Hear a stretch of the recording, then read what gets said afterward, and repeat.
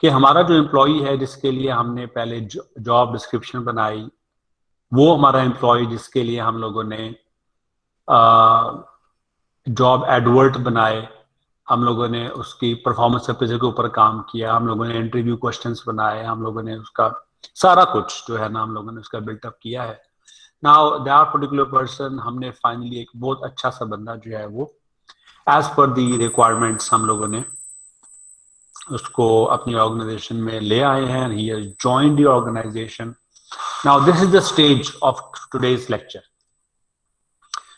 मैं जरा ये चीज लिख भी देता हूं that the new employee has joined the new employee has joined our organisation. देखो आपका जो भी वो था, बेशक वो कोई जैसे कुछ लोगों ने ग्राफिक डिजाइनर मांगा था तो वो उसने ज्वाइन कर लिया है, कुछ लोगों ने इंजीनियर मांगा था, कुछ ने टेलीकॉम इंजीनियर मांगा था। So all of those people have joined their respective organization in the respective projects that they were hired for.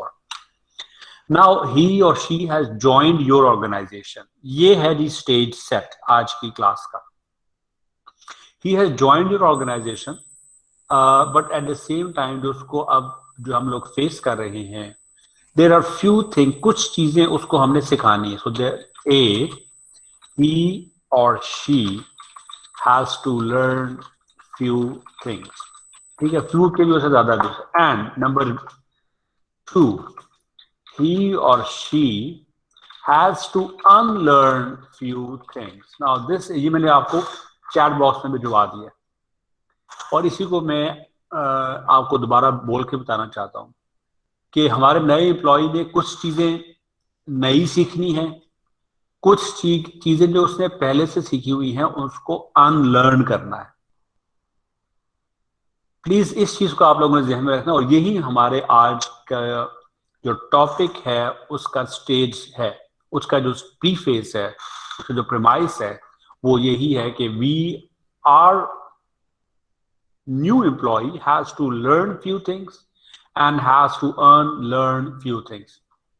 अच्छा, अब इसमें एक चीज बड़ी इंपॉर्टेंट है before I move on to the lecture, वो ये है कि आप लोगों का क्या ख्याल है, लर्निंग करना आसान है या अनलर्न करना आसान है? Now this is a question that is thrown at you people. Let's say Sajid Ali Khalil, आप बताएं कि अनलर्निंग आसान है या लर्निंग आसान?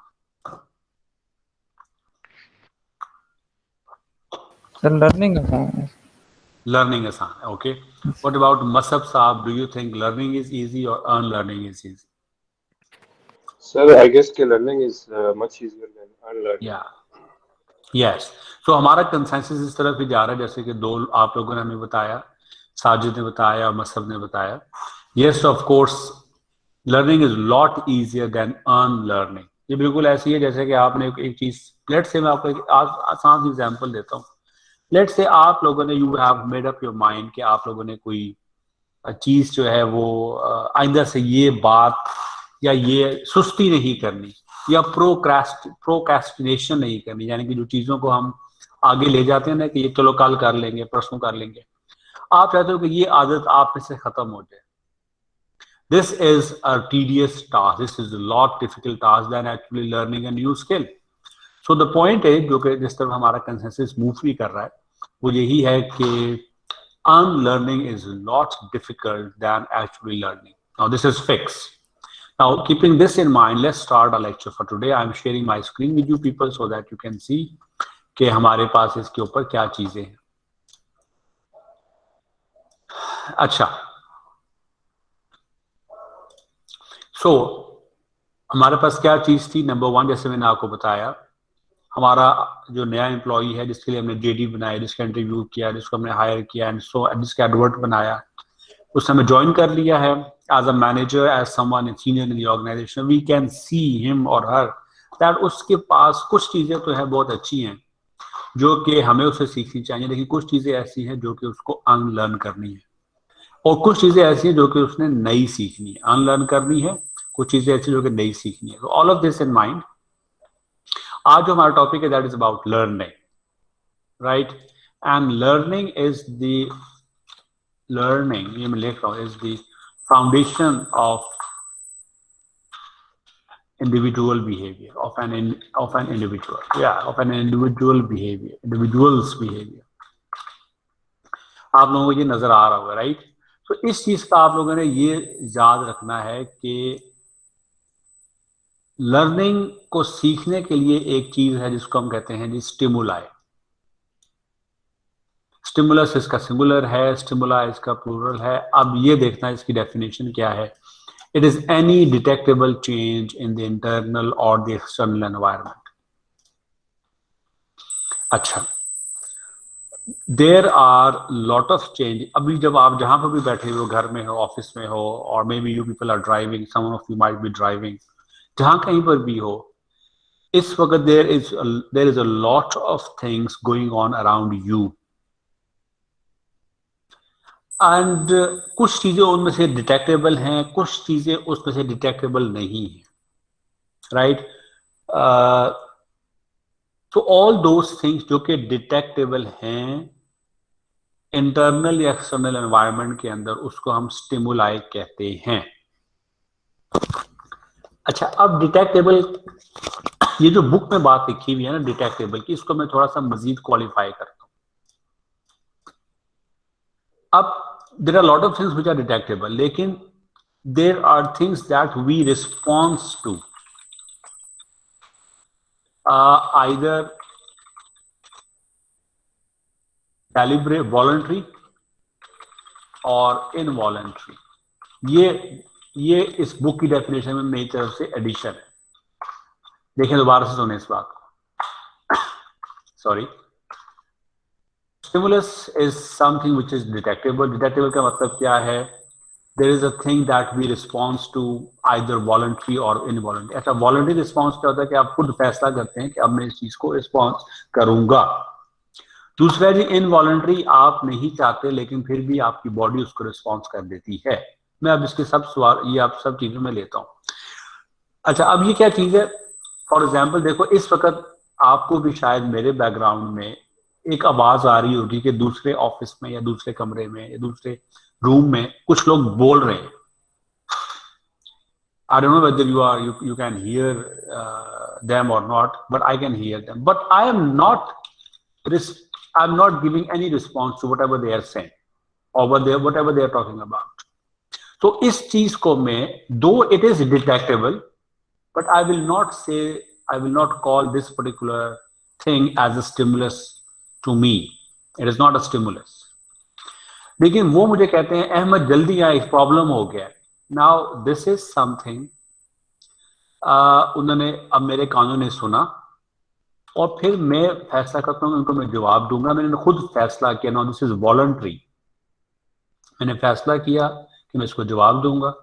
Now this is a stimulus to me. This is what I call a stimulus.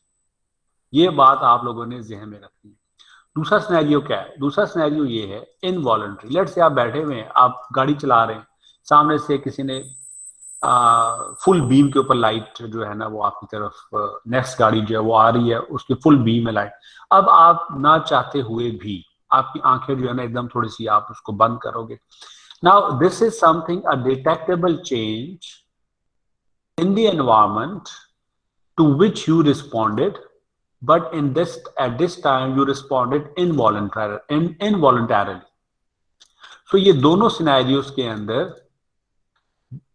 दोनों सिनेरियोस में एक स्टिमुलस मौजूद था. जी, स्टिमुलस की बात समझ आई है कि नहीं आई? ये स्टिमुलस को अच्छी तरह समझे, बिकॉज जो हमारी आने वाली चीज है वो उसमें काफी दफा स्टिमुलस का वर्ड इस्तेमाल होगा. Any questions for stimulus? What is stimulus? For example, Mohammad Umar Chima, do you know what a stimulus is? Sajid, Masab, Abdul Rahman, Abira, Hafsa. Do you people know now what is a stimulus? Yes, sir. Good. What Yes, about, sir. thank you, Sajid. What about Amara? What about Ahmed? What about Hafiz, Hafsa, Huma, Ikram? Ji sir. पर basic instinct होती है stimulus, like जिस पे आप चौंकते हो या आप समझो कि रेलेवेंट है आपके साथ, तो ये Okay. अच्छा उमर, ऐसे है कि इंस्टिंक्ट का लफ्ज जो है ना, जब हम लफ्ज इस्तेमाल करते हैं ना उसमें when we are academic talk के अंदर या डिस्कोर्स के अंदर, तो इंस्टिंक्ट का मतलब बिल्कुल डिफरेंट हो जाता है। आप जिस सेंस में बात कर रहे हो तो बिल्कुल ठीक है, but the way it is dealt in the academia या during the academic discourse, उसमें फिर इंस्टेंट का मतलब डिफरेंट होता है। बट nonetheless आप जिस उससे बात कर रहे हो कि बिल्कुल कि ये चीजें ऐसी हैं। So for example there are, so अब मैं अपनी बात को कंक्लूड करूंगा, फिर हम आगे चलते हैं। So stimulus is something that is in the environment to which I choose or do not choose to respond. To which I voluntarily or involuntarily choose to respond to, उसको हम कहते हैं कि ये हमारे पास स्टिमुलस है। एक और एग्जांपल फ्रॉम एक सेंटीपीड से एक एग्जांपल है। Let's have a look at this one. Now ये देखिएगा स्टिमुलस क्या है। ये आपके पास एक वो पड़ी हुई है, लेट्स से चूल्हे के ऊपर कोई चीज है और ये बर्तन है वहां पे। नाउ जैसे ही आप, बिकॉज काफी देर से पड़ा हुआ तो डेफिनेटली इस पे देखने कोई इंसुलेटर नहीं लगा हुआ, सो जैसे आप इसको पकड़ते हैं, अब आप इनवॉलंटरली इसको छोड़ देंगे।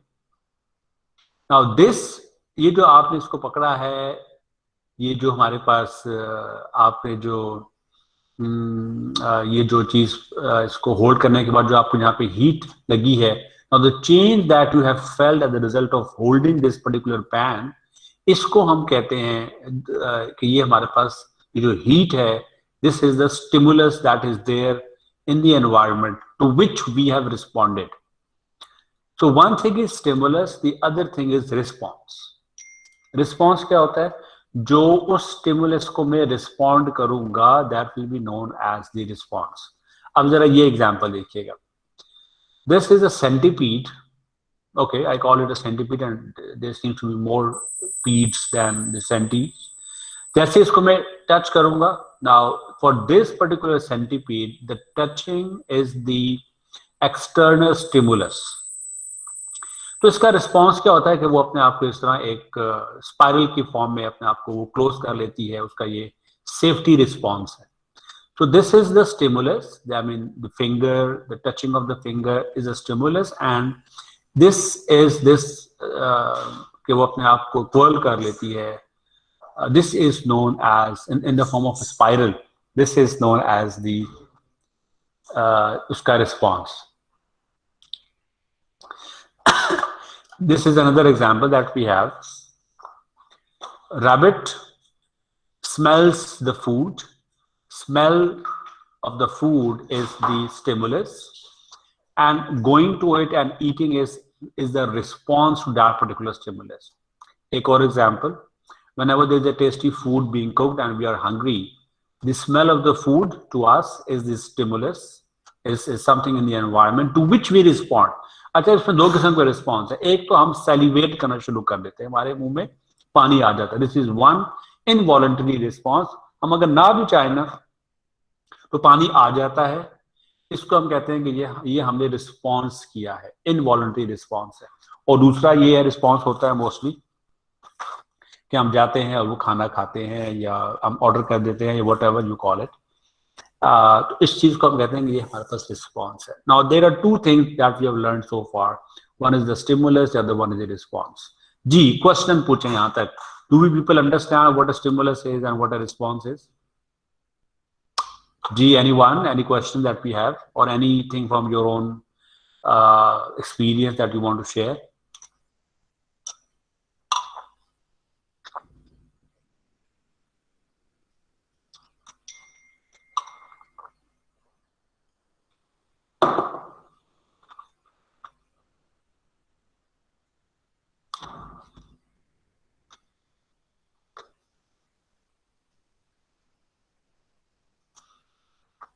Okay, so there seems to be no question. Now let's move next. अब लर्निंग क्या चीज है? लर्निंग काफी ज्यादा जो है ना वो इसके ऊपर बेस कर रही है। Anyway, let's move to what learning is. Learning के अंदर it is a relatively permanent change. बस ये आप लोगों ने तीन लफ्ज जो है ना नहीं भूलने। और इसमें से one of the most important word is the relative, the word relative. Relatively permanent change जो है ये होती है, इसको हम कहते हैं कि ये हमारे पास लर्निंग है। अब मुझे 2 एग्जाम्पल्स आप लोगों को इसके ऊपर देने दें। फॉर एग्जाम्पल जो मैंने वर्ड्स आपको बताए, it has to be relative, it has to be permanent, relatively permanent, and it has to be a change. For example, मुझे ये सिखाया जा रहा है कि आप टाइम पर दफ्तर या कैंपस या जॉब पे आया करें, या जो आपको जो प्रोजेक्ट एम्प्लॉय है जिसको आपने हायर किया है, आप उसको सिखाते हो कि भाई ये अगर आज आपने एंट्रीज करनी है वर्क डन की तो आज ही आपने करनी है, डू नॉट प्रोक्रेस्टिनेट, नहीं करें आप। You want to make him learn this thing.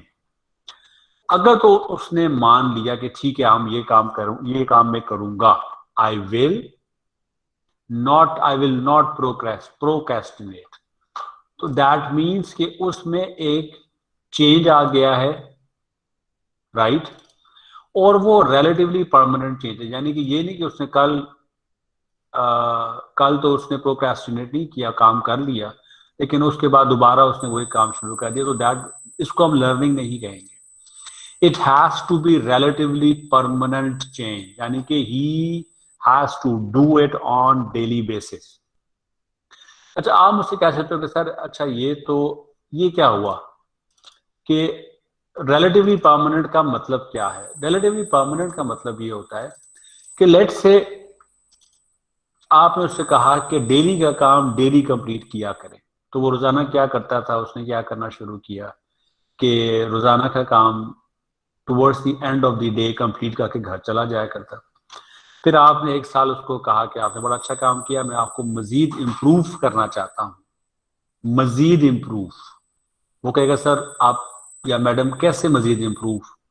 Majeed improve आप कहते हो मैं ऐसे करूंगा आपको कि अब जैसे ही आप एक टास्क कंप्लीट करेंगे, आप साथ ही अपडेट करेंगे कि मैंने अपडेट, जैसे काम कंप्लीट करेंगे आप अपडेट करेंगे कि मैंने काम कंप्लीट कर लिया।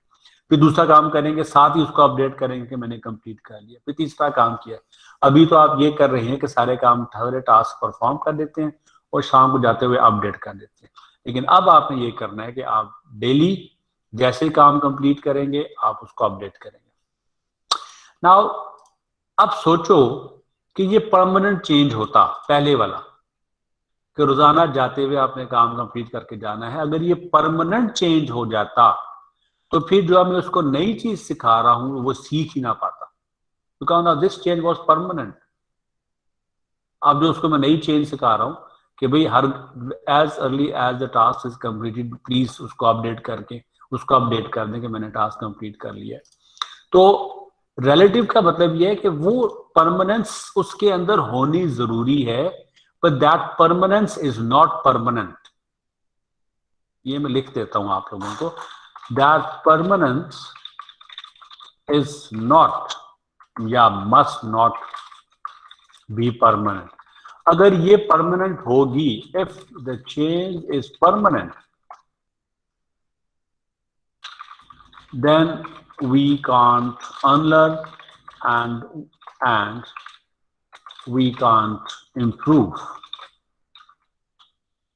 पर कैसा कहना चाहिए था? ये कहना चाहिए then neither we can unlearn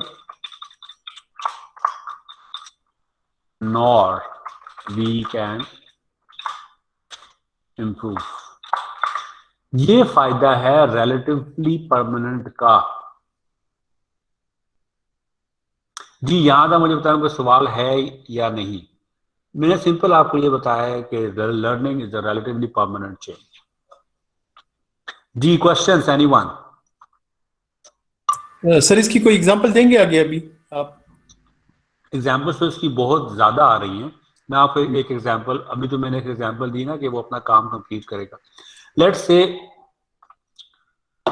let's say कि आप लोग, आई डोंट नो आप किस एज, आप लोग ज्यादातर किस एज ब्रैकेट के हैं, लेकिन let's say Windows 2000, okay Windows 2003, Windows 2000 के ऊपर आप लोगों ने काम किया होगा। अब अगर मुझे मेरे ऑफिस वाले ट्रेनिंग करवाते कि अहमद आपने विंडोज 2000 के ऊपर काम करना है और मैं करता, मैं सीख जाता। अगर तो वो परमानेंट चेंज होता तो मैं कभी भी विंडोज 7 और विंडोज 8 के ऊपर देन विंडोज 10 के ऊपर काम ना कर पाता, बिकॉज मेरे में तो परमानेंटली वो चीज आ गई है, 2000 वाली आ गई। अब वो रिलेटिवली थी, यानी कि it was permanent but it was not always permanent. It was permanence was there, but it was not permanent. It was relatively permanent. So जैसे ही एक नई चीज आई, उसका बेटर वर्जन आया विंडोज का, तो I switched on to that version very easily because I learned it. I learned 2000. It was relatively permanent, but then the permanent लेकिन जैसे ही बेहतर वर्जन आया तो मैंने, बिकॉज वो रिलेटिवली परमानेंट था, तो मैं उससे बेहतर वाले उस पर मेरे स्विच करने में काफी मुझे आसानी होगी। दिस अगर चले अभी आगे चलते हैं, आपको समझ आ जाएगी बेहतर, लेकिन मुझे लग ये रहा है कि इसमें थोड़ा सा अभी आप लोगों को मजीद उसकी जरूरत है, थोड़ी सी मजीद डिस्क्रिप्शन की जरूरत है। Anyway, let's move next. अच्छा,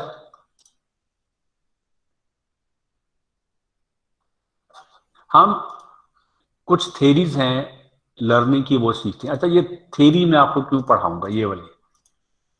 हमने इससे पहले जो थेरीज पढ़ी है वो मोटिवेशन की पढ़ी हुई है, और अभी हम जो थेरीज पढ़े वो लर्निंग की पढ़े। देखो, हमारी ऑर्गेनाइजेशन में जब एक एम्प्लॉय आएगा, बेशक वो प्रोजेक्ट का एम्प्लॉय हो या बेशक वो प्रोजेक्ट का एम्प्लॉय ना हो, और आप लोग खुद भी एम्प्लॉयज हो, आप लोगों को भी पता है कि आपके ऊपर भी ये वाली थेरीज लग रही होंगी, मेरे पे भी लग रही होंगी, या लग रही है, I can say that for sure. And जो आपका एम्प्लॉय आएगा, आपने भी उसके ऊपर ये इस तरह की थेरीज, ये वाली थेरीज आपने अप्लाई करनी है, और अप्लाई होगी, और आप ऑलरेडी उसको अप्लाई कर रहे हो, बेशक आपको उसका नाम नहीं पता। तो ये थेरीज आपको, जब आप थोड़ा सा इनका कॉन्सेप्ट पढ़ लोगे तो आपको पता होगा कि इनको कैसे इस्तेमाल करना है, कहाँ इस्तेमाल करना है, और क्यों इस्तेमाल करना है। Now, with this in mind, there are three main learning theories. Number one is classical conditioning, the other one is the operant conditioning, and the third one is the social learning theory.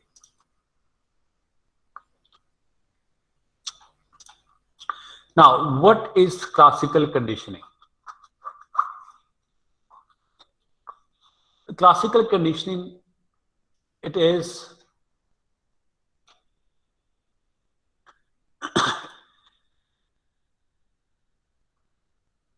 Classical conditioning में होता क्या है, पहले आप जरा ये सीख लो। This is one example that I have of the classical conditioning, और मैं आपको पहले ये सिखा दो, ये समझाऊंगा फिर, और आई नीड योर अटेंशन भाई everyone, I need your attention. Abdul Rahman, Abira, Ahmed, Ammara, Danish, Hafiz, Hafsa, Huma, Ram, Irfan, Manal, Musab, Mahwish, Mohsin, Adeel, Naeem, Umar, Rabia, Sajid, Saqib, शाकार, Sikandar, Syed Ahmad, Syeda हकीमा, Syeda कंसा, वजीर रहमान, वर्दा। आप सब लोगों की मुझे अटेंशन चाहिए होगी, बिकॉज ये चीज इंपॉर्टेंट है। नाउ, श्योर सर, जी। Oh, thank you very much. Now let's have a look at, देखो, there is a dog, you present food to the dog, now this is the stimulus, the dog's response would be that the dog would salivate, उसके मुंह में पानी आ जाएगा। Food is the stimulus, salivation is the response, right? इसमें कोई शक, इसमें कोई मसला? No, sir. No sir. अच्छा, अब एक और सिनेरियो, आप सिटी बजाएंगे ना, सिटी is a stimulus, dog will not salivate, dog का कोई रिस्पॉन्स नहीं होगा। Is that okay? कोई इसमें शक? जी बताएं, कोई शक इस बात में? अगर अगर अगर डॉग के सामने आप सिटी बजाएंगे तो the dog will not respond. ठीक है सर। ये भी डन हो गया, इजी हो गया। ओके। अच्छा, अब तीसरा सिनेरियो, आप पहले सीटी बजाते हैं, फिर डॉग को फूड देते हैं एंड डॉग सैलिवेट्स। सीटी प्लस फूड, डॉग सैलिवेट, ऐसा ही है। अब कोई मसला इसमें, इस थर्ड वाली सिचुएशन में कोई प्रॉब्लम? सर सिटी तो अभी भी No, sir. इररिलेवेंट होगी ना, वो उसने तो फूड को रिएक्ट किया है। हाँ एग्जैक्टली, अभी भी सीटी ने कुछ नहीं किया, यस सीटी को रिस्पॉन्ड नहीं किया उसने, डॉग ने। लेकिन अब आपने क्या किया, पहले सीटी बजाई है, फिर फूड प्रेजेंट किया, उसने सैलिवेट करना शुरू कर दिया। ये सिनेरियो ठीक हो गया? यस तो सिटी पहले, फिर फूड दिया, डॉग ने सैलिवेट कर लिया। सिटी प्लस आपने ये जो सर्कल किया, ये जो साइकिल आपने चलाया, सिटी प्लस फूड, सिटी बजाई, फिर डॉग को फूड दिया, डॉग ने सैलिवेट किया। ठीक हो गया जी यहां तक भी। अब आखिरी सिनेरियो, आपने सिर्फ सिटी बजाई, डॉग को पता था फूड आने वाला है, यस डॉग ने उसने सैलिवेट किया। अटैच होगी। देखो चीमा अटैच हो गई है, इसमें कोई शक नहीं है, लेकिन डॉग ने सीख लिया है, डॉग ने लर्निंग कर ली है। क्या लर्निंग की डॉग ने? कि जब भी सीटी बजती है मुझे फूड मिलता है, ये डॉग ने सीख लिया है। और आप देखो, हम लर्निंग पढ़ रहे हैं। The animal has learned whenever there is a whistle मुझे फूड मिलता है, उसने ये सीख लिया। This is what we are studying. Yes बात समझ आई? आई मीन जी इजंट जी इट इंटरेस्टिंग? जी और जी इसी एक्सपेरिमेंट के बेस के ऊपर आप नोट करोगे कि तकरीबन सारे के सारे जो mostly, I must say that, animals को जो है ना ऐसे सिखाया जाता है। लेकिन एनीवे नॉनदलेस, पहले मुझे आप समझो कि ये चीजें ये बातें, ये चारों सिनेरियो 1 2 3 4 ये समझ आ गई है कि नहीं आई? आ गए सर। यस सर आ गई। Okay thank you.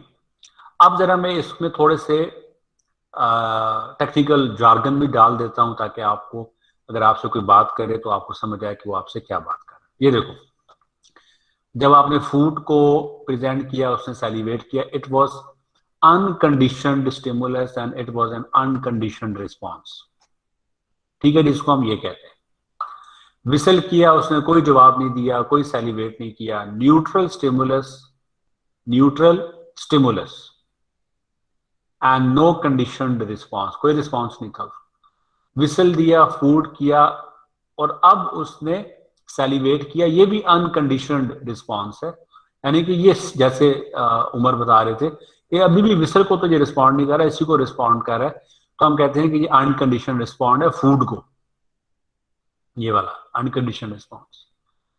फिर हमने अब सिर्फ सीटी बजाई, उसने सैलिवेट किया। Now this is conditioned stimulus and this is conditioned response. तो तीन चार चीजें होगी, unconditioned stimulus, unconditioned response, neutral stimulus, no condition response, unconditioned response, conditioned stimulus and conditioned response. जी क्वेश्चन, यहां पे कोई क्वेश्चन है तो पूछे।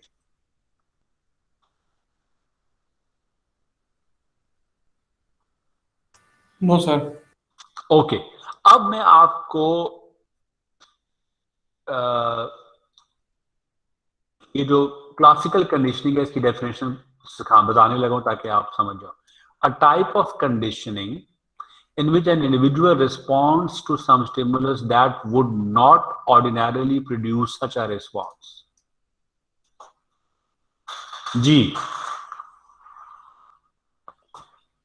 इसको हम कहते हैं classical conditioning.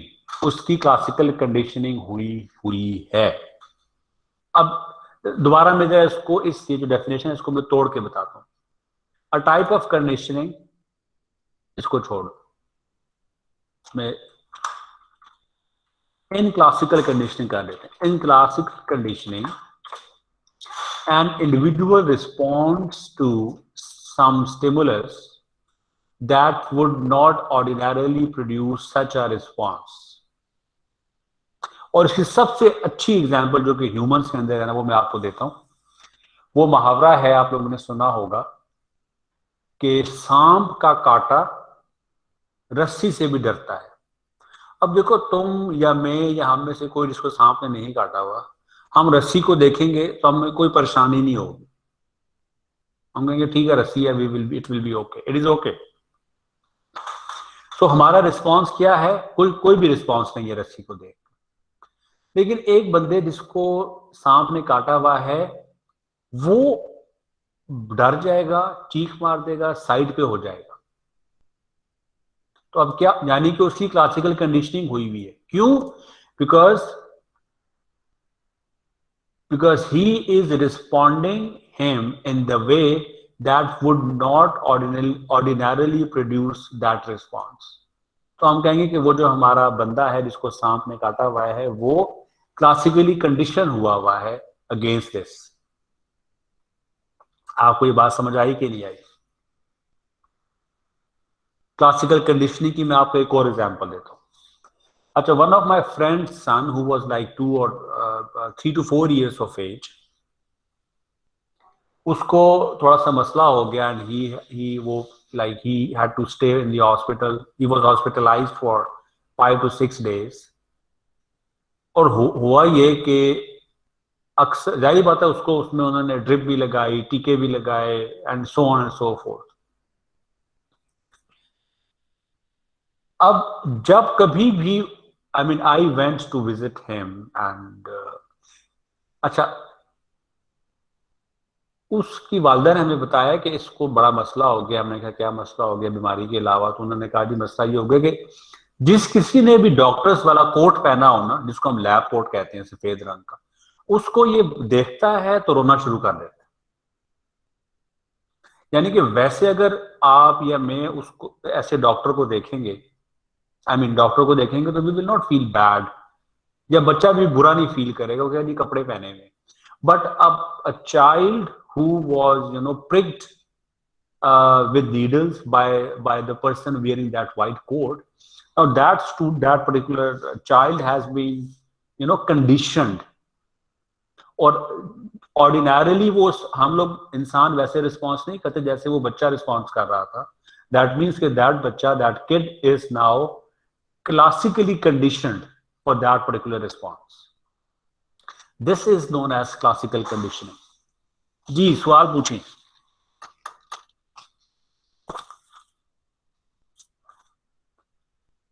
Anyone? Any question? No sir. No question sir. नहीं समझ भी आ रहा है कि नहीं आ रहा? सर समझ आ रहा है, नो क्वेश्चन। ये फिर आसान है सर। हाँ आसान भी है और बड़ा इंटरेस्टिंग भी है। Thank you. अब आगे चलते हैं। अच्छा, classical condition, sorry please come again.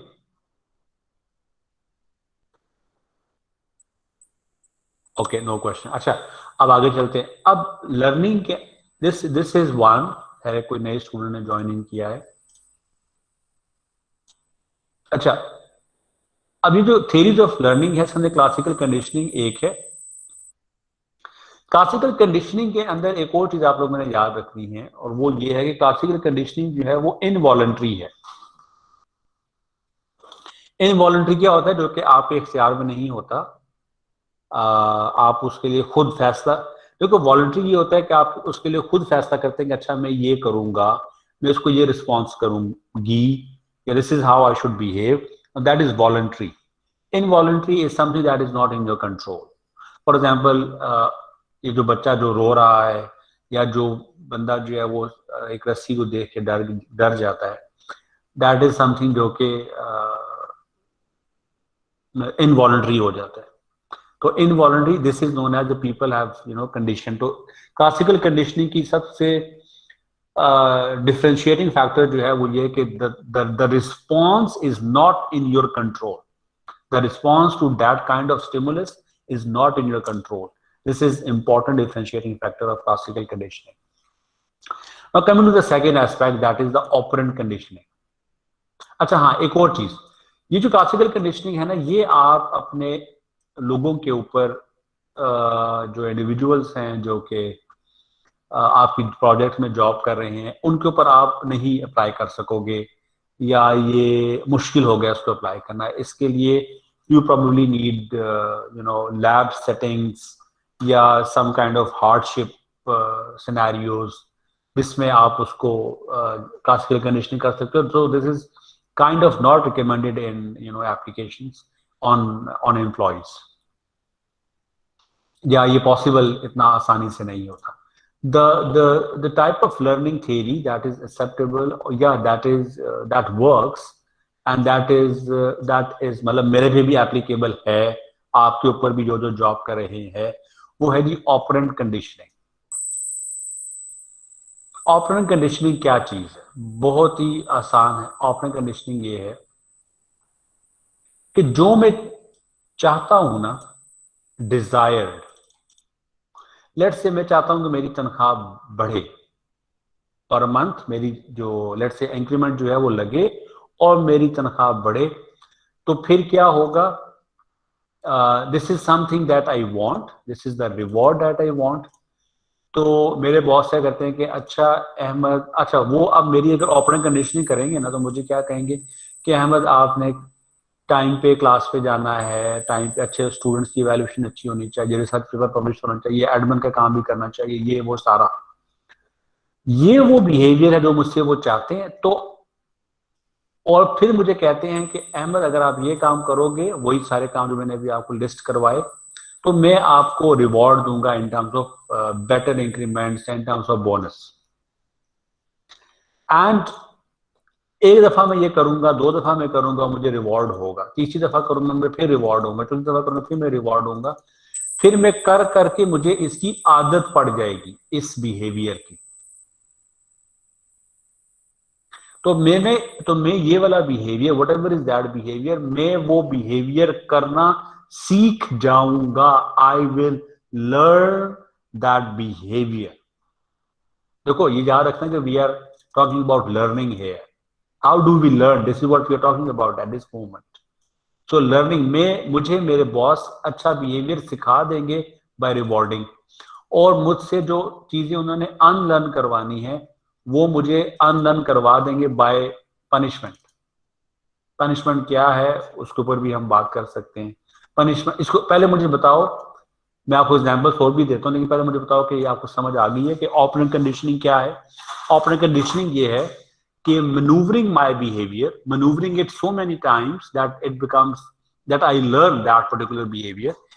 Manoeuvring my behaviour by either punishing me or by rewarding me. If this is what my boss is doing, or this is what my HR is doing, or this is what my teacher is doing, or this is what my parents are doing, or this is what my elder brother has been doing, so he or she or my boss or my HR has been applying operant conditioning theory on me. And frankly speaking, you people also have been doing it. For example, आप अपने छोटे बहन को, छोटे भाई को, छोटे भतीजे भांजों को आप कहते हैं ना कि चलो ये तुम ये करो, तुम्हें मैं चॉकलेट दूंगा. This is what you say, this is what you tell them. So actually this is what you, आप कहते हो जी नमाज पढ़ो तो मैं ये आपको ये करेंगे. अच्छा जी, आप कहते हो जी चर्च जाएंगे तो आप whatever religion you belong to, church जाएंगे तो मंदिर जाएंगे तो फिर आपको मैं ये करूंगा. This is what you do. So you people have been doing it. The bosses have been doing it. The HR has been doing it. Everybody, I mean, we people have been doing it, and so on and so forth. Now, coming to punishment, तुम सबक याद करके नहीं आओगे, तुम्हें मार पड़ेगी. Punishment is not only सिर्फ मार पड़ना, आगे भी punishment की different types हैं. अच्छा जी, आप अगर लेट रहेंगे अहमद दफ्तर में, तो आपकी जो आधी छुट्टी है वो आधी प्रेजेंट काउंट होगी, आधी आपकी एब्सेंट लगेगी, हाफ लीव लगेगी. अच्छा अहमद, अगर आप ये करेंगे तो आपको हम बोनस नहीं देंगे. अगर आप ये करेंगे तो हम आपको this way we are going to hurt you और पनिश यू और things like that. So this is operant conditioning. So people कुछ भी हो सकते हैं. मेरे कोलीग भी हैं, मेरे बॉस भी हैं, मेरे एल्डर्स भी हैं एट होम, अच्छा छोटे भी हो सकते हैं. anyone who is trying to maneuver my behavior by either rewarding or punishing me, he or she is actually applying operant conditioning on me. अच्छा, अब operant conditioning को मैं अगर ले जाऊं जॉब के अंदर, ऑफिस के अंदर, तो वो ये चाहते हैं कि मेरे बिहेवियर को बार बार रिवॉर्ड, अच्छे बिहेवियर को बार बार रिवॉर्ड किया जाए, बुरे बिहेवियर को बार बार पनिश किया जाए, ताकि मैं अच्छा बिहेवियर लर्न कर जाऊं और बुरा बिहेवियर अनलर्न कर जाऊं। एंड ये लोग हम करते आए और and it is very much applicable. जी मुझे बताएं कि ये आपको कहानी समझ आ गई ऑपरेंट कंडीशनिंग की या नहीं आई? सही है सर। यस सर, आ गई। Thank you very much. It is very easy and it's not difficult. Now coming to operant conditioning के बाद कमिंग टू इसकी कुछ हमारे पास रोले भी हैं ये। ना ऑपरेंट कंडीशनिंग के अंदर हमारे पास दो चीजें हैं, एक है रीइंफोर्समेंट और एक है पनिशमेंट। जब कभी आपने बिहेवियर को इंक्रीज करना होगा तो आप रीइंफोर्समेंट करेंगे, जब आपने बिहेवियर को डिक्रीज करना होगा तो आप पनिशमेंट करेंगे। अच्छा, अब रीइंफोर्समेंट में इंक्रीज बिहेवियर का मतलब क्या है? All those behaviours that you want your employee to do, आप उन सारे बिहेवियर्स को आप इंक्रीज करना चाहते हैं, उनको रिपीट करना चाहते हैं ताकि वो हमारा एम्प्लॉय जो है उन बिहेवियर्स को सीख जाए। लिहाजा you need to reinforce all such behaviour. Second, punishment. आप चाहते हैं कि आपके जो एम्प्लॉयज हैं वो कोई ऐसा बिहेव, फॉर एग्जाम्पल वो कमरे में बैठ के स्मोकिंग करते हैं, you don't want them to smoke in the room, you may ask them to leave, और आप उन्हें गुस्सा कर सकते हैं, डांट सकते हैं, and so on and so fourth. Whatever you would be doing, you would be actually punishing them. So let's talk about this. इसको थोड़ा मैं स्क्रीन को बड़ा करूं ताकि अगर कुछ चीज रीडेबल नहीं है तो वो हो जाए। Now let's have a look at this one. Operant conditioning has two ways. One is reinforcement if you want to increase, the other one is punishment if you want to decrease. Now there are two more.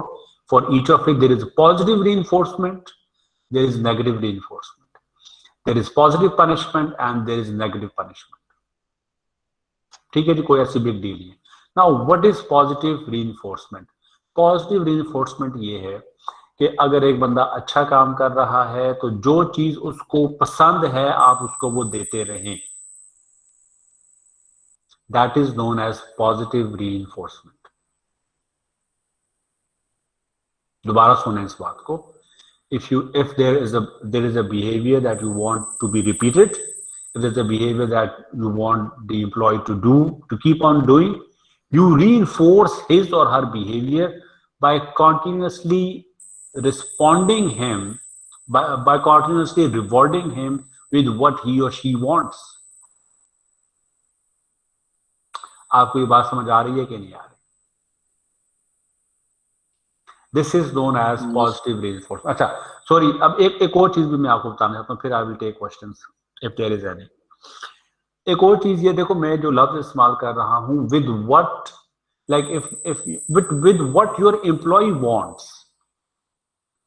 Let's say आपका एक employ है जो कि अपने गांव से आया हुआ है and he is living in a hostel, और फिर वहां से वो आपके ऑफिस में आता है।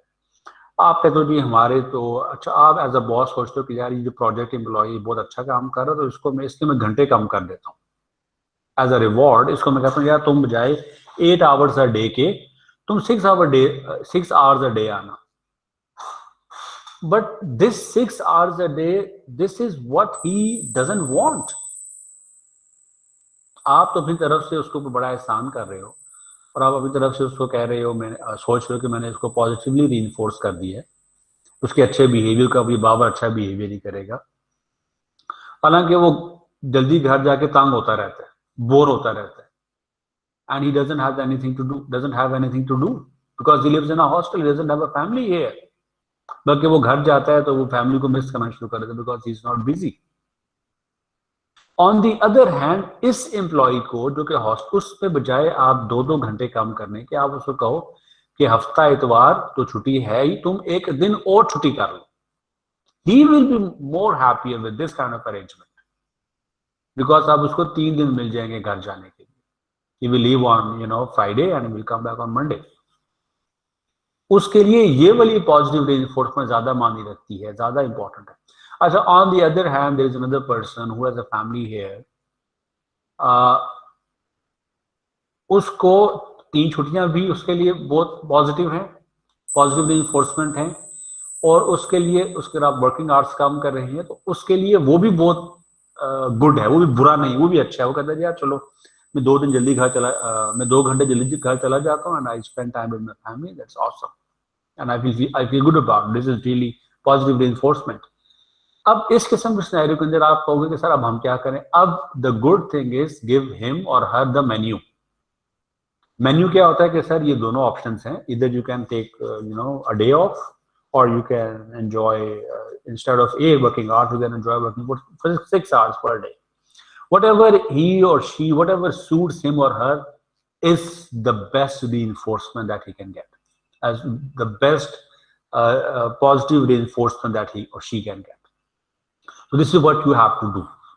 So इसको मैं जरा समरी बयान कर देता हूँ। अगर आपने एक चीज सिखानी है अपने एम्प्लॉय को, आप जब भी वो अच्छा काम करे आप उसको रिवॉर्ड करें विद समथिंग जो कि उसको वो रिवॉर्ड उसको पसंद है, तो फिर वो उसके लिए पॉजिटिव रिइंफोर्समेंट कहलाएगी, और वो उस बिहेवियर को कंटिन्यू करेगा और वो उस बिहेवियर को करना सीख जाएगा। Now the floor is open for questions. If you have any question please ask.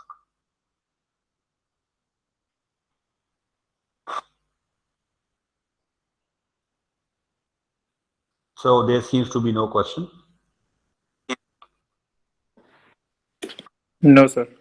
Okay. Now coming to negative reinforcement. Negative reinforcement is another type of reinforcement in which you want the behavior to be to be continued. You want to reinforce the behavior, but by ये देखो ये लफ्ज़ जो लिखा हुआ है ना, by removing, negative का मतलब absence है, by removing something. So negative reinforcement के आगे 2 टाइप्स हैं। Number 1 is escape, Number 2 is active avoidance. Active avoidance. Number 1 is escape. अब escape क्या है? Remove noxious stimuli. There is a stimuli in the environment that you don't like. आप जैसे ही correct behaviour करोगे वो जो नॉक्शियस स्टिमुला है वो खत्म हो जाएगा। दोबारा से सुने इस बात को। There is a stimulus in the environment that you don't like, लेकिन जैसे ही आप सही बिहेवियर करते हो जैसे कि वो होना चाहिए, तो वो नॉक्शियस बिहेवियर, वो जो नॉक्शियस स्टिमुलस है, द अनवांटेड स्टिमुलस है, वो खत्म हो जाता है, तो आप वो बिहेवियर करना सीख जाते हो। Is that understandable? जी ये बात समझ आ रही है कि नहीं? मैं आपको इसकी एग्जांपल देता हूँ। आप लोग कहोगे सर आपने बड़ी जबरदस्त example the. Anyway, let's deal with this again. Escape thing. Escape is a type of negative reinforcement. उसमें क्या होगा, एनवायरनमेंट के अंदर एक इस तरह का स्टिमुलस होगा जो कि मुझे तंग कर रहा होगा, फिर मैं एक ऐसा बिहेवियर परफॉर्म करूंगा जिसकी वजह से वो स्टिमुलस खत्म हो जाएगा। वो जो नेगेटिव स्टिमुलस है, वो जो अनवांटेड स्टिमुलस है, वो जो नॉक्शियस स्टिमुलस है, वो खत्म हो जाएगा जैसे ही मैं अच्छा बिहेवियर करूंगा। सबसे अच्छी एग्जांपल ये है कि जैसे ही मैं गाड़ी चलाता हूं और जब मैं सीट बेल्ट नहीं बांधता तो बार बार बीप बीप बीप बीप शुरू हो जाती है। दिस इज, और ये अब एनवायरनमेंट में एक स्टिमुलस होता है जो कि कोई भी ड्राइवर जो है ना उससे तंग हो रहा होता है कि यार ये क्या चीज है, जस्ट ये किस तरह खत्म होगा। तो आपको पता होता है कि जैसे ही आप सीट बेल्ट को टाई करोगे, सीट बेल्ट बांधोगे, ये अनवांटेड बिहेवियर, ये नॉक्शियस बिहेवियर जो है एनवायरनमेंट के अंदर से खत्म हो जाएगा। तो अब क्या होता है, नेक्स्ट टाइम जब मैं बैठता हूँ गाड़ी में तो पहले मैं सीट बेल्ट बांधता हूँ, फिर मैं गाड़ी चलाता हूँ, because I now know that this is what you know that is इस। तो अब मैं वो बिहेवियर करना फिर सीख जाऊंगा। फिर ऐसी गाड़ी भी, फॉर एग्जाम्पल मेहरान, जिसमें ऐसी कोई नहीं लगी हुई चीज नहीं लगी जो कि बार बार बीप बीप करती है और not wearing the seat belt, उस गाड़ी में भी बैठूंगा तो मैं सीट बेल्ट बांध लूंगा, बिकॉज अब मेरी वो आदत पड़ चुकी है, बिकॉज अब मैंने उस बिहेवियर को, सीट बेल्ट बांधने वाले बिहेवियर को सीख लिया है। Now this is known as escape, यानी कि देयर वाज आप ने जो नॉक्शियस स्टिमुलाई था उसको एस्केप कर दिया, उसको रिमूव कर दिया from the environment. This is an example of, और इससे मजे की बात कि मेरा जो बिहेवियर है वो रीइंफोर्स हो रहा है। The other type of reinforcement is known as the active avoidance. Behavior avoids noxious stimulus. अभी वो स्टिमुलस आया नहीं होता एनवायरनमेंट के अंदर, तो आप पहले से ही वो बिहेवियर आप बोला, okay, there is behavior, if you do the noxious stimulus do not come in the environment, इसको हम कहते हैं कि ये एक्टिव अवॉइडेंस है। Again coming back to the example of the seat belt, आपने सीट बेल्ट नहीं बांधी, गाड़ी चलाई, नॉक्शियस बिहेवियर आ गया उसमें, उस नॉक्शियस बिहेवियर को रिमूव करने के हमने सीट बेल्ट बांध ली तो वो चला गया। दिस इज वन सिनेरियो जिसको हम एस्केप कह रहे हैं।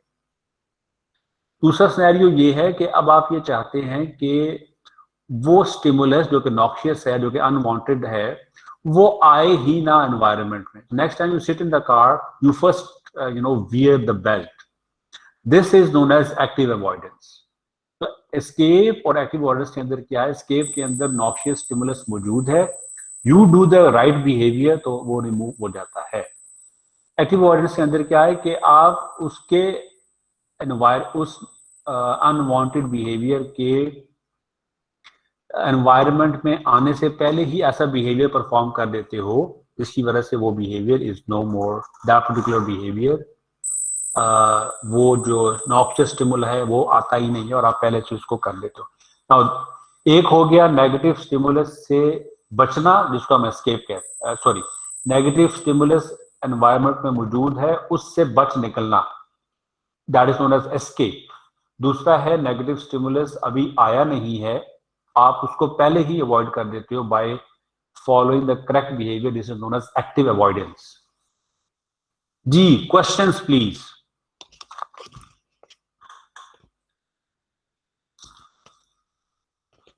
तो आप लोगों ने भी, जब आपके प्रोजेक्ट एम्प्लॉय आएगा और आपने उसको कुछ सिखाना है, तो this what is the techniques that you can use. और मैं आपको सबको बताना चाहता हूँ that these techniques are already applicable to you and on me and everybody else who is working in a job. And in most cases ये जो इस्लाम में और जुडाइज्म में और जो क्रिश्चियनिटी में जो कॉन्सेप्ट है कि अच्छे काम करेंगे, अच्छा इस तरह जो इंडियन मूवीज में हम देखते हैं, हिंदुओं में कॉन्सेप्ट है कि अगर इस जन्म में अच्छा काम करेंगे तो अगले जन्म में आप कुछ अच्छे पैदा होंगे, जैसे ब्राह्मण पैदा होंगे, अदरवाइज आप कोई किसी और फॉर्म में पैदा होंगे, and so on and so fourth. आप नोट करोगे कि ये भी अच्छे बिहेवियर्स को रीइंफोर्स करने की, जैसे जन्नत मिलेगी, दोजख मिलेगी, and so on so fourth. तो ये भी अच्छे बिहेवियर्स को रीइंफोर्स करने का तरीकाकार है। ये ऑलरेडी आप इससे गुजर रहे हो। रिलीजन या जितने भी हमारे पास कॉन्सेप्ट्स हैं जिंदगी गुजारने के, उसमें ये सारे के सारे रीइंफोर्समेंट ऑलरेडी मौजूद है। सो जॉब्स के अंदर भी मौजूद है, क्लासरूम के अंदर भी मौजूद है, घरों के अंदर भी मौजूद है। तो this is what we have already been very much exposed to these things. Now coming to punishment, अगर कोई सवाल है तो आप पूछ लें, otherwise I am going to the next topic, that is the punishment. Okay, there seems to be no question. Now coming to punishment.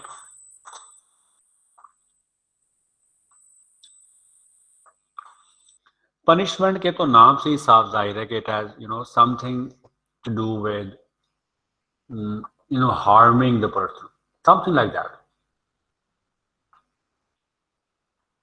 So positive punishment है, negative punishment है. पॉजिटिव पनिशमेंट तो बहुत ही सिंपल सा है. अगर आपने कोई behaviour को डिक्रीज करना है, किसी बिहेवियर को खत्म करना है, तो आप पनिश करते हैं. What you do is you add, ये जो आप अगर माउस का कर्सर देखो, you add noxious stimuli, you add negative stimuli as early as. कोई भी बुरा काम करता है, अनवांटेड काम करता है, आप उसको पनिश करते हो, आप उसको निकाल देते हो, आप उसको थप्पड़ स्टीज करते हो. छोटे बच्चों को जैसे मार पड़ती है, तो this is known as the positive punishment. डांट पड़ती है, मार पड़ती है, all of this is something that no one likes. डांट पड़ी थी किसी को, no one likes to be जब स्टूडेंट्स जब क्लास में लेट आते हैं तो उनको हल्का सा अंडर ग्रेड लेवल के ऊपर तो हम एज ए टीचर हम उनको डांटते हैं, लेकिन मास्टर्स एंड अबव हम सिर्फ यही पूछ लेना कि भाई आप लेट क्यों आए हैं. तो ये उनके लिए अच्छी खासी मास्टर लेवल के स्टूडेंट्स में अच्छी खासी डांट होती है. सिर्फ हम ये पूछते हैं कि भाई आप आज क्यों लेट आए. वो आगे समय बताते हैं कि सर पार्किंग में जगह नहीं थी, ऑफिस में लेट हो गए थे, ट्रैफिक जैम था, समथिंग लाइक दैट. बट ये हल्का सा पूछ लेना कि आप, ये उनके लिए अच्छी खासी डांट. Next time they try to, वो कहते हैं यार इस टीचर ने मेरे से लास्ट टाइम पूछा था and I felt bad about it, so next time I will be on time, या I will try to be on time. So this is positive punishment. Punishment की कई types, it is not necessarily be, slapping someone or treating someone with harsh word. It can be as subtle as this, why are you late? या even in a meeting boss अगर मुझसे पूछ लेंगे भाई अहमद ये काम आपने किया है और अगर मैंने ना किया, और उनका पूछना है मेरे लिए एक डांट है, पनिशमेंट है. इस तरह आप लोगों के लिए भी, आप अपने जब ऑर्गेनाइजेशन में होते हैं तो आपकी जाहिर बात है आपके अपने पुलिस में अच्छी रिस्पेक्ट है. And if you are not done with some work, some assigned task, हल्के से भी मीटिंग में कोई बात कर रहा था कि सर वो काम अभी भी पेंडिंग है, you feel bad about, not only about your own sir, but you feel really bad कि यार इस बंदे ने मेरे बारे में बात क्यों की है. Anyway, having said that, so positive punishment is अच्छी खासी is already there. Now coming to the negative punishment. Negative punishment क्या है? Removing the appetitive stimulus. ये आप अगर मेरा कर्सर देखो माउस का, रिमूव द एपिटेटिव स्टिमुलस, ये तो बहुत ज्यादा एप्लीकेबल है. ये क्या है? आप बिहेवियर को डिक्रीज करना चाहते हो, आप उस एम्प्लॉय से वो चीजें ले लेते हो जो उसको पसंद है. रिमूव द एपिटेटिव स्टिमुलस, जो एपिटाइट है जिस स्टिमुलस के लिए जिसको उसका शौक है, वो आप उससे ले लेते हो. To decrease the behaviour. For example, सबसे आसान जो हमारे घरों में आजकल बच्चों को मारना तो हम लोगों ने छोड़ा हुआ है, पेरेंट्स ने, लेकिन हम क्या करते हैं बच्चों को, तुमने अगर ये काम ना किया या तुमने ये काम किया, अच्छा मोबाइल वापस करो या मोबाइल छोड़ दो, and I will not give you mobile, I will not pay the dues of the internet. इस दफा इंटरनेट बंद है. This is something that they like. What? Mobile that they like, going out, going for sports, and internet and so on and so forth, and watching movies and TVs and Netflix. तो उनसे password वगैरह change करके, so remove the appetitive stimulus from them to straight them up कि भाई ये काम आप लोगों ने नहीं करना, उनके बिहेवियर को डिक्रीज करने के लिए. इसी को मैं ऑर्गेनाइजेशंस के अंदर ले जाता हूँ. ऑर्गेनाइजेशंस के अंदर भी लेट्स से हमारे, वो कहते हैं ना कि लेट्स से फलाना वाकया पेश आया तो उसने उसको मुअत्तल कर दिया. अब मुअत्तल करते हैं जब, या जो सीनियर होते हैं कहते हैं उनको OSD बना दिया. मुअत्तल का मतलब क्या है? OSD बनाने का मतलब क्या है? इसका मतलब ये नहीं है कि आपकी तनख्वाह कम हो जाएगी. इसका मतलब सिर्फ ये है कि आपके पास जो इख्तियारात हैं वो खत्म हो जाएंगे. You will not be in the same position that you were. आपका ऑफिस से वो चार्ज ले लिया जाएगा. वो चार्ज लेने का मतलब, आप एक तो मैं अपना ये स्क्रीन दोबारा शेयर कर रहा हूं आप लोगों के साथ, और लास्ट एजेंडा आइटम आज का जो है that is about the social learning theory, उसको भी हम डिस्कस कर लेते हैं। सो सोशल लर्निंग थ्योरी बहुत ही आसान है, इस वजह से मैंने उसको टाइम भी कम उसको मुख्तस किया है और दिस इज समथिंग जो कि आप लोग ऑलरेडी, आप भी, मैं भी, हम लोग सारे करते आ रहे हैं सॉरी। अच्छा, अब उसमें सोशल लर्निंग थ्योरी में है क्या? देखो, आप और मैं, और ख़ास तौर पे जो इनएक्सपीरियंस लोग होते हैं, ख़ास तौर पे वो लोग लाइक बच्चे हो गए, हम लोग सारे एक दूसरे को देख के, ऑब्जर्वेशन से, रीडिंग से और स्टोरीज सुन के हम सीखते हैं हमने कैसा बिहेव करना है, क्या हमें करना है। इस तरीके से अगर हम सीखते हैं कोई चीज़, तो हम कहते हैं कि हम लोगों ने ये चीज़, the theory that is applicable in these scenarios is the social learning theory. अब सोशल लर्निंग थ्योरी का मैं, अगर आप कभी भूल भी जाएं तो ये देख लो, it is something that we learn from the society. अब अगर मैं सोसाइटी में हूं तो मैं देखूंगा कि मेरे वालिदैन, मेरे बहन भाई कैसा बिहेव कर रहे हैं, किस मौके पर उन्होंने क्या कहा, कैसा बिहेव किया। मेरे जो फैमिली मेम्बर्स हैं, एक्सटेंडेड फैमिली मेम्बर्स हैं, मेरे जो मोहल्ले वाले लोग हैं, ये सब लोगों ने किस तरह, उन्होंने क्या बिहेव किया, उनको क्या मिला, किस तरह के मौके पे उन्होंने क्या देखा, क्या किया। अच्छा, दिस इज वन। फिर मेरे अबाव अजदाद फैमिली में से भी हो सकते हैं और पूरे मुल्क के भी हो सकते हैं, जिनको हम मुल्क के हीरोज कहते हैं। हीरोज ने कैसा कैसा परफॉर्म किया, क्या किया, ऑल ऑफ दीज थिंग्स, इन सब चीज़ों से मैं सीखता हूँ, आप लोग सीखते हो, every one of us learns like this.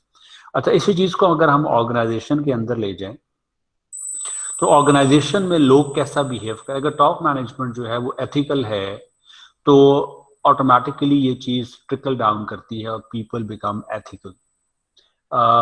If they don't become ethical as a whole, they try to become ethical at least in some circumstances. अगर बॉस जो है, और अब छोटी बातें करते हैं ऑर्गेनाइजेशन के अंदर, फॉर एग्जांपल अगर बॉस जो है वो टाइम पे ऑर्गेनाइजेशन में आ रहे हैं, मीटिंग्स में आ रहे हैं, तो इट इज लाइकली कि जो आपके सबऑर्डिनेट्स हैं वो भी टाइम के ऊपर ही आएंगे। एक दफा नहीं आएंगे, लेकिन 2-3 दफा करने के बाद वो आ जाएंगे। तो all of these things they actually is being learned by the others from by looking at the people जो कि दूसरे लोग हैं जो कि वो बिहेव कर रहे हैं। अच्छा, अब इसमें मैं एक बात करूंगा, बातें तो इसमें बहुत सी की जा सकती हैं। एक बात इंपॉर्टेंट ये है कि आप और मैं, अब एक बंदा एक एक्शन परफॉर्म कर रहा है तो मैं शायद उससे मैं ना सीखूं, लेकिन एक और बंदा वही एक्शन परफॉर्म कर रहा है तो मैं उससे सीख जाऊंगा। अब वो बंदा कौन है? अगर वो बंदा, इफ ही और शी इज समथिंग जो कि पावरफुल है, इफ ही और शी इज समथिंग जो कि सक्सेसफुल है, अगर वो ये काम कर रहा है और मैं उसको ऑब्जर्व कर रहा हूँ कि अच्छा उसने इस मौके पे ये काम किया था, तो इट इज लाइकली कि वो मौका जब मुझे दरपेश होगा तो मैं भी वैसा ही काम करूंगा। मैंने वो काम करना उस बंदे से सीख लिया है। अच्छा, लेकिन देयर इज समथिंग जो कि पावर में इतना नहीं है, पावरफुल नहीं है, एक आम सा बंदा है, वो अगर एक काम करेगा तो मैं उससे नहीं सीखूंगा, उससे मैं लर्न नहीं करूंगा। So what is the point that I am making here? I am making the point that in social learning theory के अंदर जो इंपॉर्टेंट एस्पेक्ट ये है कि काम करने वाला बंदा कौन है। अगर काम करने वाला बंदा कोई मशहूर है, कोई सक्सेसफुल है, he or she is something to whom the people give importance to, then it is likely कि मैं भी वही काम करूंगा, वही काम परफॉर्म करूंगा। इसके दो एग्जांपल्स हैं करंट सिनेरियो, कंटेम्प्रेरी मैं आपको देता हूँ। लेट्स से इमरान खान जो है, he is the premier and most of the people of the age bracket from 90 जो 1985 के अंदर के अराउंड पैदा हुए, and they are like in 30s and 40s, वो शायद कभी तस्बीह ना पकड़े। लेकिन अब मैं देखता हूँ, whenever I go into the markets, खासतौर पर जो पॉश एरियाज है वहां पे I go and I observe this कि मोस्टली जो लड़कों ने तस्बीहां जो है वो हाथ में पकड़ी हुई है, और वही मोटे दानों वाली तस्बीहां। What is this? I mean, ये उन्होंने कहाँ से सीख लिया? मतलब उनको किसी मौलवी साहब ने कहा कि यार तस्बीह पढ़ा करो, या उनके ख्वाब में आया? द ओनली थिंग दैट वो Imran Khan to them, he's a successful person. He's the premier of Pakistan. He has won the World Cup. He has, and whatever the success stories are there. तो अब उन्होंने वो तस्बीह पकड़ना उससे सीख लिया. This is just one important example of the, and this is बिल्कुल from the current scenario. अच्छा, this is one. अच्छा, फिर एक और सिनेरियो मैं आपको बताता हूँ. अभी जो हमारी लेट्स से अगर शहबाज शरीफ साहब हैं, वो कहते हैं जी दाता दरबार पर गए और उन्होंने वहां जाके चादर चढ़ाई. तो most of the people who do not जो कि नहीं, पहले उन्होंने कभी ऐसी वो नहीं गए कभी इस तरह मज़ार वगैरह पे, बट इट इज लाइकली कि वो just because to them if Shahbaz Sharif is a successful person, is a powerful person, so it is likely that they are going to go and do the कुछ चादर चढ़ाएंगे या जो भी वहाँ पे सिस्टम है वो उसको जाके करेंगे. This is another example. अब इसी चीज को मैं ऑर्गेनाइजेशन के अंदर लेकर आ जाता हूँ. Let's say there is a person in your organization जो कि सिर्फ बातों का तेज है, बातों का खिलाड़ी है, काम कोई नहीं करता.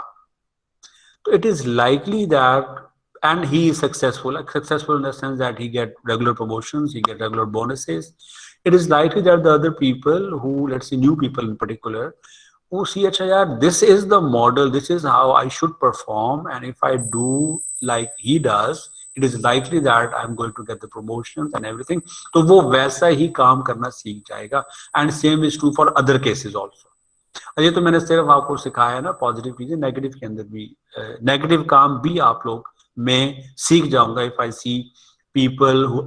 अब एनीवे हम माशरे में देखते हैं कि जो जितना ज्यादा लेट्स से अगर कोई नाइंसाफी कर रहा है, रिश्वत ले रहा है, वो बड़ा पैसा जिसके पास है, to us he seems to be very successful. It is likely that कि हम लोग भी इसी रैट रेस में फंस जाते हैं, लग जाते हैं कि पैसा, the money is more important. Anyway, ये तो है एक हमारी सोशल डिबेट है, डिस्कशन है. अच्छा, सोशल लर्निंग के अंदर 4 इंपॉर्टेंट एस्पेक्ट्स हैं, ये सामने लिखे हुए हैं. क्विकली मैं इससे गुजरूंगा because I understand the time is less. सबसे पहले मैंने अगर कोई चीज सोशल लर्निंग के जरिए, सोशल लर्निंग थ्योरी के जरिए ऑब्जर्व करनी है, तो first of all I have to give attention. Once I have to give attention, तो उसके बाद वो फिर मेरे ज़हन में रह जाएगा रिटेंशन, और मैं उसको खास जब उस तरह का सिनेरियो मेरे पास आएगा तो आई विल रिकॉल. तो मैंने पहले एक चीज को अटेंशन दी, एक बिहेवियर को, वट एवर इज दैट, उसके बाद रिटेन किया और रिकॉल किया, एंड देन उसको मैंने रिप्रोड्यूस किया when ever it was required, and finally मैंने उसको, और उसके बाद मुझे अगर अटेंशन, रिटेंशन, रिप्रोडक्शन, और उसके बाद अगर मुझे वैसे ही नताइज मिले, अच्छे नताइज मिले, तो फिर वो मेरा रीइंफोर्स हो जाएगा प्रोसेस, और फिर इट इज लाइकली दैट कि वो काम करना मैं सीख जाऊंगा. सो फॉर एग्जाम्पल ऑर्गेनाइजेशन के अंदर मैंने देखा कि मेरे बॉस हमेशा टाइम पर आते हैं, मैंने उनके इस बिहेवियर को अटेंशन दी, उसके बाद मैंने उनको अपने जहन में भी रखा. उसके बाद जब मेरी अपनी बारी आई कि भाई हाँ भाई ये टाइम पे पहुंचना जरूरी है, तो मैं टाइम पर मीटिंग्स में पहुंचना शुरू हो गया. और मैंने देखा कि जो लोग टाइम पर नहीं आ रहे उनको बॉस ने 2 दफा डांटा, तो मेरा टाइम पे पहुंचने वाला बिहेवियर रीइंफोर्स हो गया. या मेरे बॉस ने उनको शाबाशी दी तो मेरा टाइम पे पहुंचने वाला बिहेवियर रीइंफोर्स हो गया. तो फिर मैंने क्या किया, as a result of these 4 processes, मेरा टाइम पे पहुंचने वाला जो चीज थी वो मैंने लर्न कर ली, वो मैंने सीख ली. So this is the social learning theory. This is how we learn by observation, by reading or hearing about other things. G, questions please, anyone?